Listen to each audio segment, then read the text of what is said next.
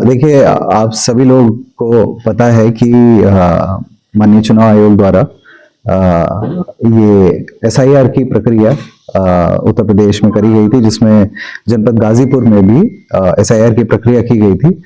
तो प्रथम चरण की एसआईआर की प्रक्रिया के बाद आज आलेख का प्रकाशन किया गया है, जो कि ड्राफ्ट मतदाता सूची का प्रकाशन किया गया है, और हमारे यहाँ पर उपस्थित राजनीतिक दलों के प्रतिनिधियों को वो ड्राफ्ट सूची की प्रति भी आज उपलब्ध कराई गई है। प्रथम चरण की कार्रवाई के उपरांत जो स्थिति निकल के आई है जनपद में, उसके बारे में मैं अवगत कराना चाहूंगा कि जब हम लोगों ने प्रकाशन किया था तो 29,51,478 मतदाता थे।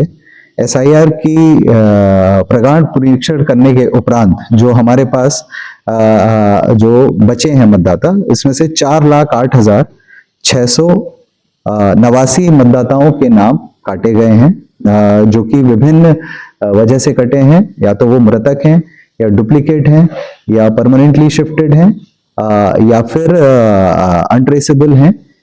इस प्रकार के विभिन्न मतदाताओं के जो टोटल संख्या आई है वो 4,08,679 है। और उनको काटने के उपरांत जो आज जो ड्राफ्ट प्रकाशन किया गया है उसमें 25,42,789 मतदाता अब प्रकाशित किए गए हैं। और इसमें हमको सभी जो मतदाता प्रकाशित हुए थे उनको 2003 की मतदाता सूची के साथ मिलान करना था। या तो वो स्वयं उपस्थित थे या फिर उनके माता पिता यदि सूची में उपस्थित थे तो उनके संबंध में मैपिंग करनी थी। तो हम लोगों ने मैक्सिमम इसमें मैपिंग करी है, और मात्र 1,40,539 मतदाता ऐसे हैं जिनकी मैपिंग नहीं हो पाई किसी कारणवश। तो उनको अब हम लोग ये जो द्वितीय चरण शुरू हो रहा है उसमें नोटिस इशू करेंगे, और 13 ऐसे डॉक्यूमेंट्स हैं जिसका वो आधार बनाते हुए वो अपना आपत्ति प्रस्तुत कर सकते हैं कि उनका नाम नहीं काटा जाए। तो ड्राफ्ट में इनके नाम प्रकाशित हुए हैं, परंतु नोटिस के उपरांत यदि वो अपना संतोषजनक जवाब नहीं दे पाएंगे तो उनके नाम काटे जाएंगे। तो अब ये जो द्वितीय चरण की जो कार्रवाई शुरू हुई है उसमें दावे और आपत्तियां प्राप्त किए जाएंगे, और ये 6 फरवरी तक दावे आपत्तियां प्राप्त किए जाएंगे। और जो एईआरओज अतिरिक्त भी इसमें नामित किए हम लोगों ने, लगभग 108 एईआरओज हम लोगों ने बनाए हैं, क्योंकि दावे आपत्तियां लिए जाना है, उनका निस्तारण करना है, सुनवाई करनी है। तो जो ये पूरी प्रक्रिया है वो 27 फरवरी तक चलेगी। दावे आपत्तियां प्राप्त करने के उपरांत या उसके बीच में भी जो सुनवाई होनी है तो वो सुनवाई चलती रहेगी, और 27 फरवरी तक ये कार्रवाई रहेगी। और आयोग से अंतिम प्रकाशन की अनुमति लेने के बाद 6 मार्च को अंतिम प्रकाशन किया जाएगा।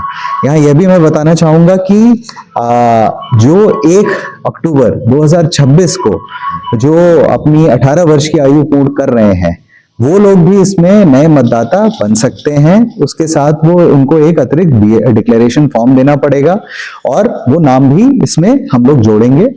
और इस पूरी प्रक्रिया में यदि कोई अन्य तथ्य भी आते हैं, जैसे कोई और सूचनाएं प्राप्त होती हैं कि ये मृतक हैं या कुछ है आपत्तियों के माध्यम से, तो उनके नाम काटे भी जा सकते हैं। और अगर कोई अपना वोट शिफ्ट कराना चाहता है तो फॉर्म 8 के माध्यम से वो वोट शिफ्टिंग का भी अपना आवेदन दे सकता है डिक्लेरेशन फॉर्म भर के।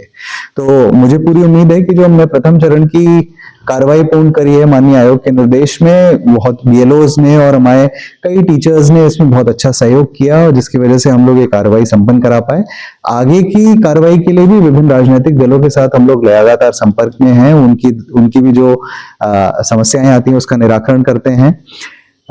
यह भी अवगत कराना चाहूंगा कि जितने भी ऐसे मृतक या डुप्लीकेट मतदाता जिनके नाम काटे गए हैं उसकी बूथवार सूची हम लोगों ने अपनी जिला गाजीपुर की एनआईसी की वेबसाइट पे भी डाली है।